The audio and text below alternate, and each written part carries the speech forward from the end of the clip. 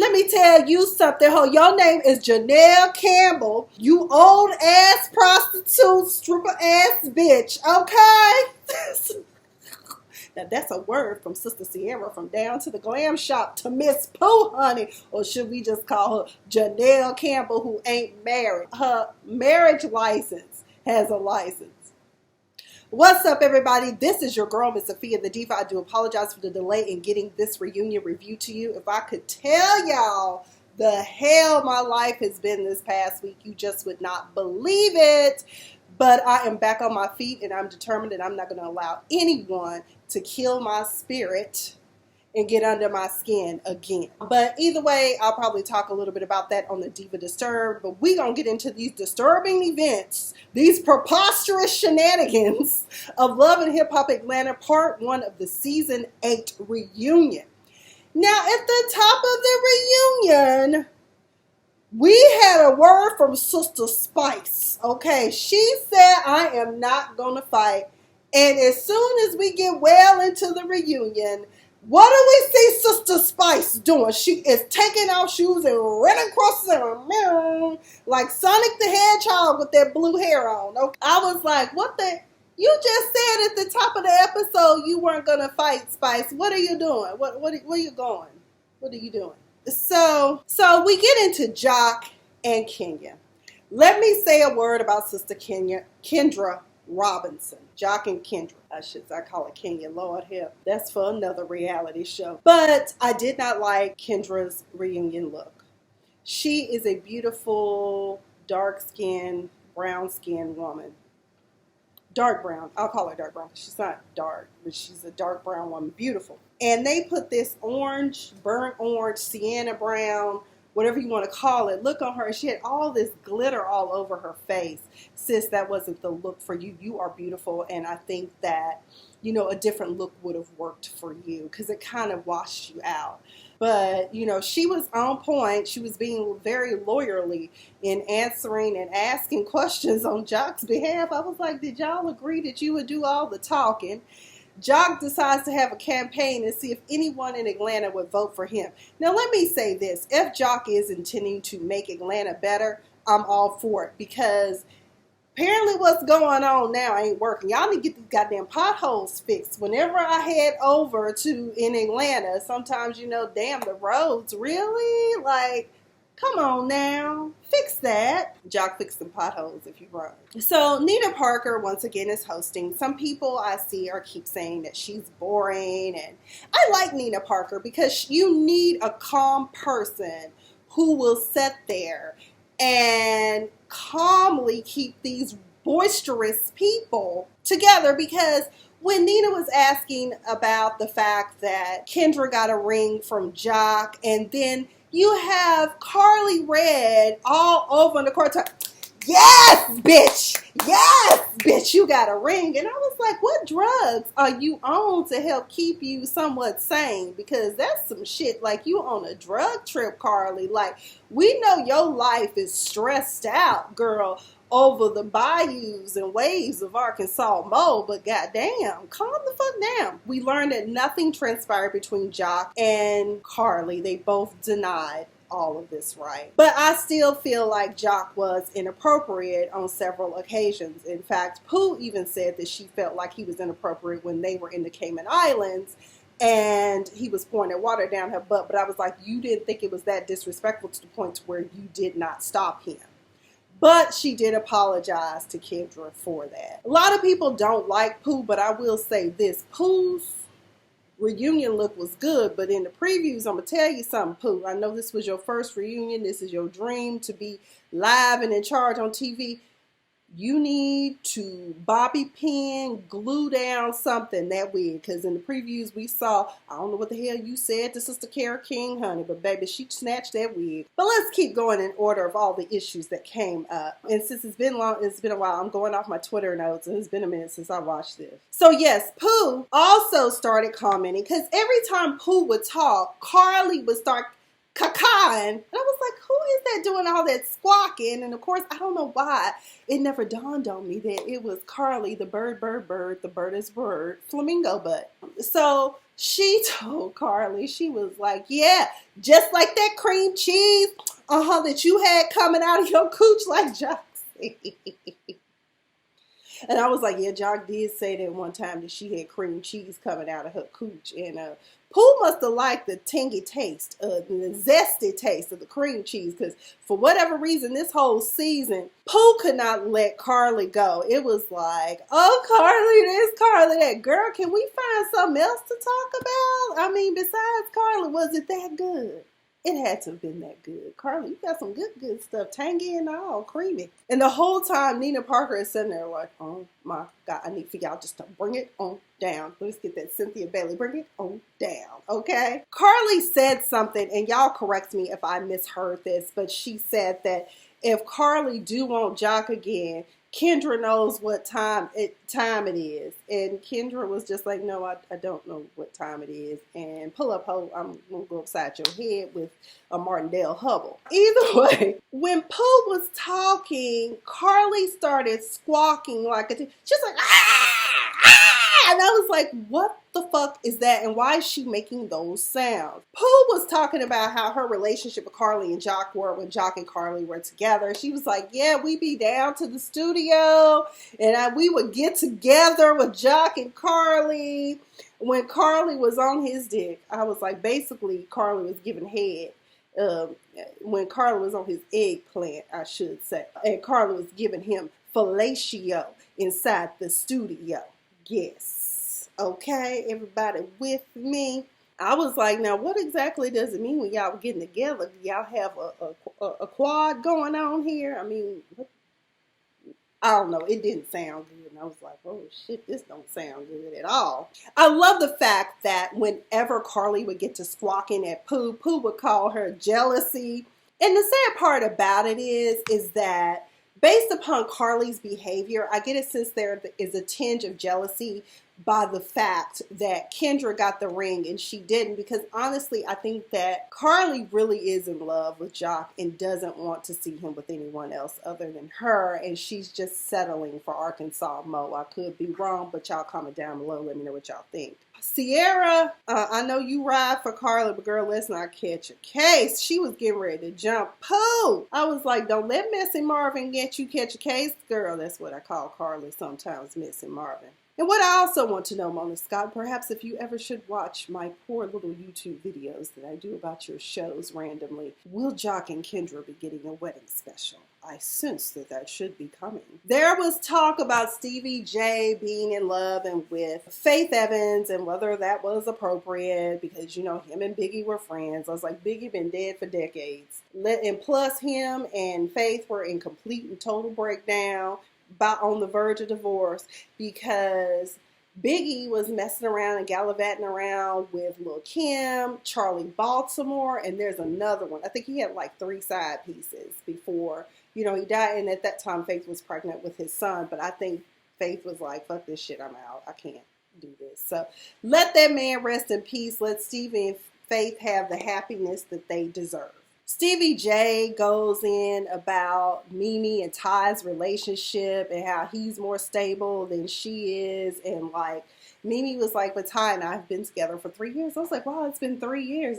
That is stable, especially for a same-sex marriage. A same-sex relationship. I love how Ty took Stevie's moniker of himself as a good guy. And she was like, but you're not a good guy, though. And he was like, but you don't have any children. She was like, I may not have any children, but I know how to take care of them, which you don't. And I was just like, oh, my God. And I'm starting to really believe that a lot of this is true. Also, Nina Parker did ask him about why did he think that as part of the bet that Ty should wear a skirt and heels. I think that a lot of people like Stevie J has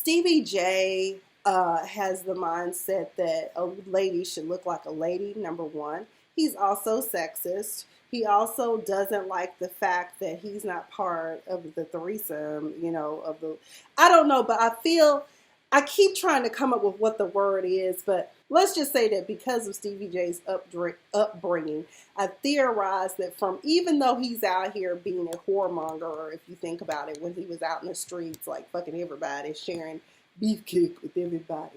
That's okay because it's with the opposite sex. But the same sex thing he doesn't vibe with unless he's in the middle of that.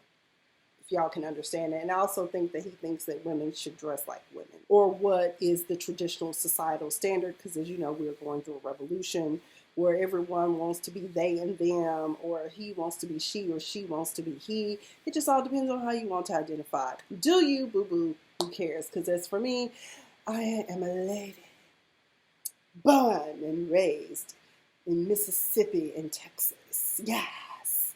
But either way, I think theoretically, that's what possibly could be going on with Stevie. I don't know. Comment down below. Let me know your thoughts on that as well. Also, someone was trying to say that they wonder if Stevie has a thing for Ty. I don't think that's it. I don't think there's an attraction there. There were also some flashes of things that I saw. Again, I did comment on Kendra's makeup. I did not care for Tokyo's makeup. It was too loud and boisterous. It was just too much. I like Tokyo, so y'all don't beat me up about that. I thought everyone pretty much looked decent, but someone else made the notation too that it's amazing how Stevie J is the oldest dude on stage, but yet he looks the youngest. And that's true. He's aged very well despite the slick shit he be into and doing. But the good guy. I'll tell you whose makeup was slayed, laid, paid, died to the side. Erica Dixon. She looked freaking good. So let's talk about blended families and the fact that love and hip hop may need to get a love and communication and skip the hip hop. Love, communication, and co-parenting. Because you already have one couple who's in breakdown with regards to what it is that one parent does and does not do, Stevie and Mimi. But then you also have Erica, Bambi, Scrappy. Now, you know, in the season, Imani had her 14th birthday and wanted everyone there. When she said everyone, I did not personally feel like that invite extended beyond Bambi. But Bambi brought her messy-ass mama Cece to this party and made it a disaster. Also, some things that I noticed is that Scrappy does not seem to be riding for Mom Dukes. Instead, he rides for Mom Cece. And I don't like that. I don't know if Mama D had done something in the interim. She's always been a fastidious intermeddler. She's always been that. But she means well. I like Mama D and always have liked Mama D. She's a little delusional and eccentric, you know, but I mean, I like her. I dig her, and I love Karen King too. I know Karen King has done some grimy things, but I dig Karen King.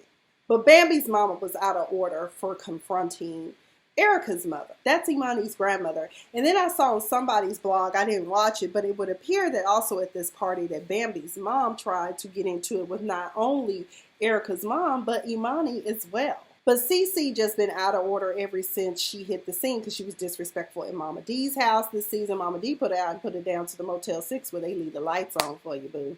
Get it popping with this key. I don't think that it was appropriate for her to have been at that party. I appreciate the fact that Mama D is an all-encompassing grandmother. One thing about having blended family dynamics is that when you have one grandmother from the outside, like I am that type of person where family is family regardless unless you screw me over and then I cut your ass off. So that's just what I do. But I feel like no child should be made to be left out. I can honestly say that my other parents, I prefer saying my other parents other than step parents, but their families have always been very accepting of me.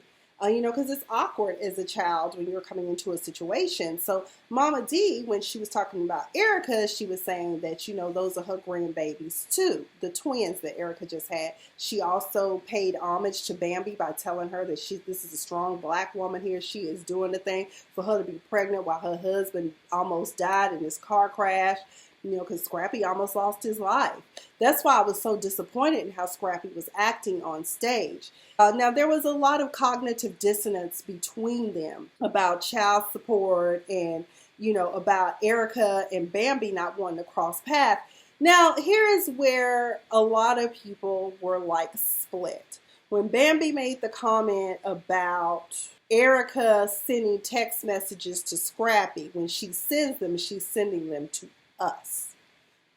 Well, when two people get married, two become one. So yeah. But it also, when you have bad blood between you two, and if y'all can remember, because you know we 8 seasons in, I don't even remember why Erica and Bambi are like drawing first blood on each other. I don't remember, but it was very ugly and very awkward.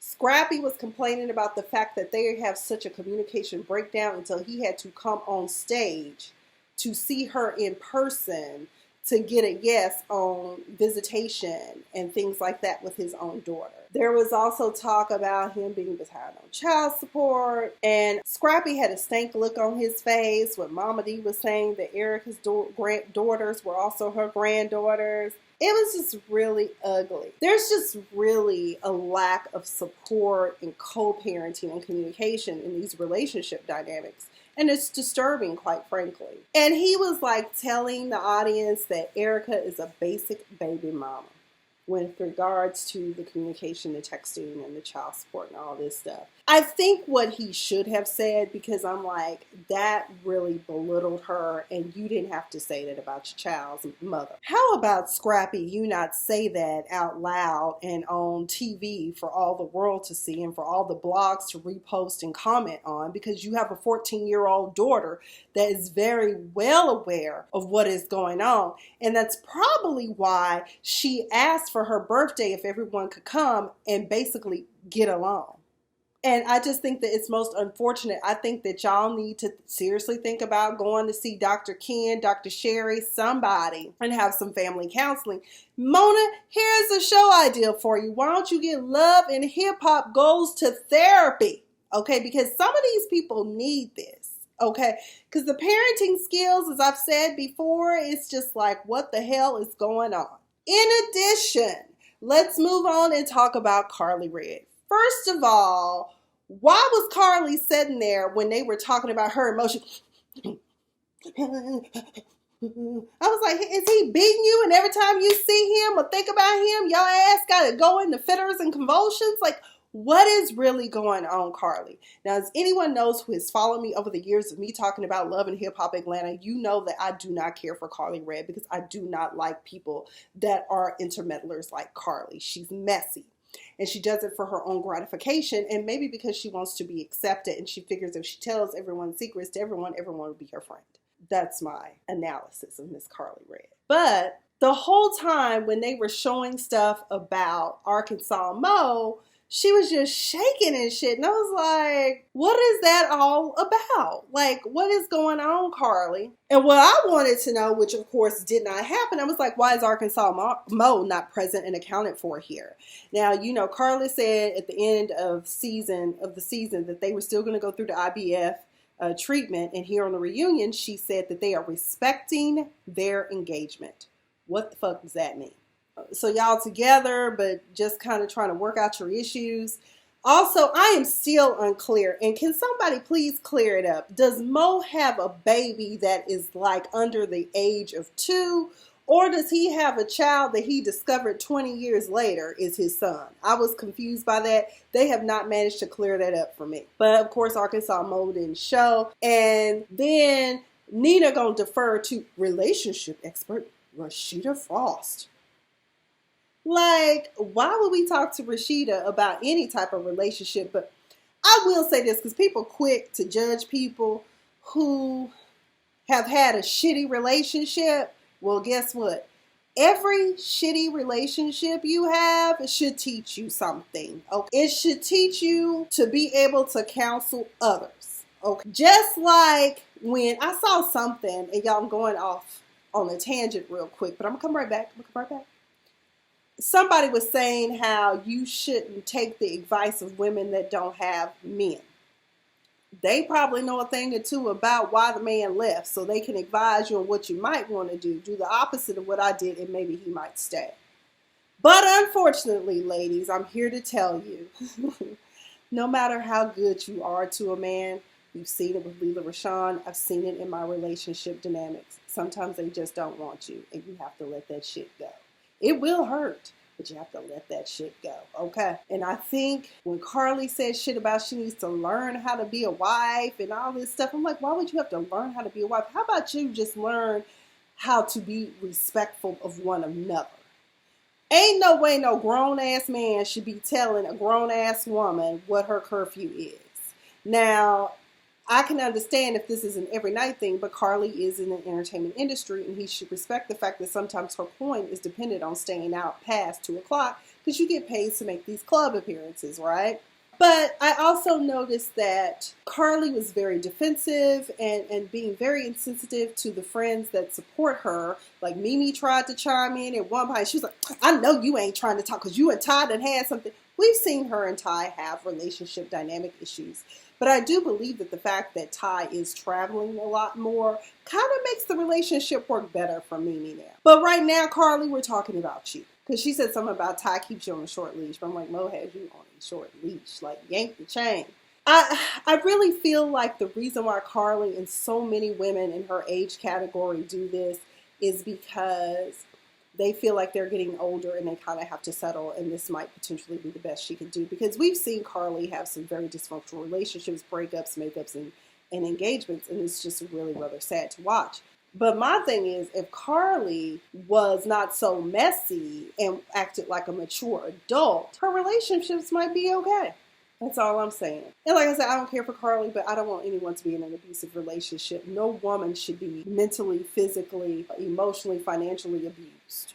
The way that it sounds is like Arkansas Mo sounds like one of them cult leaders. Like, I get that he's the head of the household as a man, but like, he sounds like a cult leader to me and she's the follower. Because the way she sits there and like tries to defend him, it just doesn't make any sense. Again, Nina Parker tried to get Rashida to sound in, and I was just like, we still giving Frost now the side eye, okay? But I do like the fact that Rashida was right, though, when she told Karlie when it was asked if she felt like she was in a toxic relationship, and she couldn't answer it right away.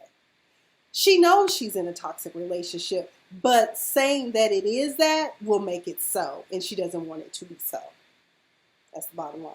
Karlie, for some reason, was crying. Maybe she on them IVF treatments again. I don't know. Crying with no tears. And then Pooh was like, oh, Karlie's always crying, honey. I was like, but when Sierra came to her friend's defense, pull up, hoe. You old grandma. You old enough to be my mama. Probably even my grandma. Okay? You are not married. Janelle Campbell. Now, Rashida, you've been married a long time. I was married for 8 years. And we all know you need a marriage license. It's public record. And we didn't find any on you. And then Nina was like, well, Pooh, you know, we did do some research. And we found that you had applied for a marriage license back in 2013. But it hasn't happened. Which is interesting because apparently Hiram wasn't even single until 2014. So I don't know. Did y'all catch all that? I was like, what the hell? But they apparently have been together for a while. Hiram probably had been separated from some time from his spouse, or maybe considering how freaky it is about these shitty ass sheets that Pooh keeps bringing up, I'm beginning to wonder if maybe she was the third party and then she ended up being the second party. I don't know. Y'all get that tea. When Sierra was going in on her, she was like, you got. I was like, Pooh, your clapbacks is so weak, baby. Just be quiet. Just don't say shit else. Just don't. Oh, you don't know you're rat infested. Oh, rat almost bit me when I came up in there. Sierra was like, bitch, I own my own salon. You own the salon that I owned in the 90s. I was like, and I think at one point Spice must have got up. I don't remember, but I was like, Spice, you said you weren't going to fight. See, I told y'all Spice was lying. Just got up and took off running. Old ass, stripper ass, prostitute bitch. I said, God damn, you just dragging this old lady. And y'all leave Pooh alone. She just want to be accepted. Pooh, if you ain't married to Hiram legitimately, let me tell you something, girl. You're going to miss out on some death benefits if he go before you. That's all I'm saying. So y'all might want to get that shit tightened right. I don't understand how your marriage license can have a license. I don't know. They didn't teach me down there at the University of Tulsa College of Law, nor did they teach me that at Southwestern School of Law either. But I'm pretty sure you need a license.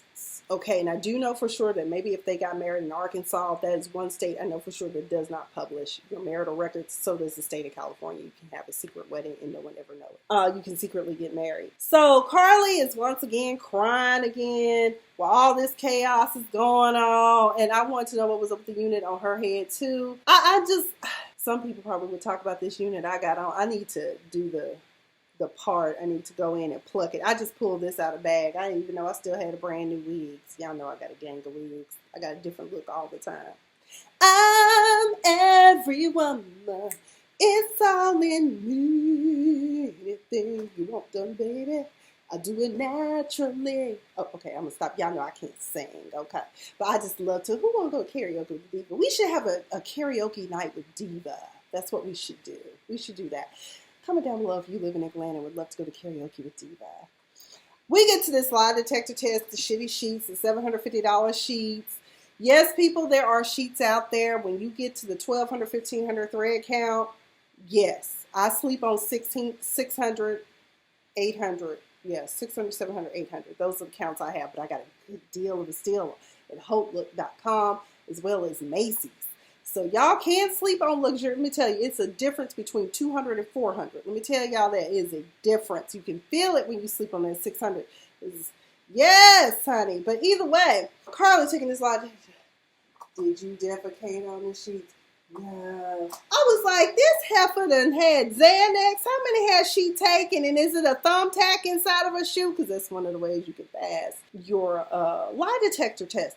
So we'll get the results. You know, again, I'm sorry that I was so late getting this review out. Pooh chose to take hers from the outside that she paid $500 for. Now, let me tell y'all something about Pooh. Pooh is new money. In the words of Usher Douglas from To Having to Hold Charlotte, that new money is loud and boisterous, okay? She always has to put a price tag on everything. Pooh, I like you. That's not necessary, girl. We know you got money, especially because Hiram been in the entertainment industry for years, and he has an affiliation with New Edition, so I know he is paid, honey, okay? And he's a legend. I'll be a freaking legend. I'm sorry, no matter what the results are, if they say that Karlie Redd is not lying, I'm sorry, she was doped up on something. Or she was playing crazy, you know, with her sexology degree that she got down from the online university, okay? Shout out to Funky Duneva. I love what he says. When I went to Florida State, ain't anybody got my degree in economics. But either way, you know, I just, you know, this examiner should have asked her. I do believe for a lie detector test, they do ask you to begin, have you had any type of substances? So I don't know. Well, that was something else.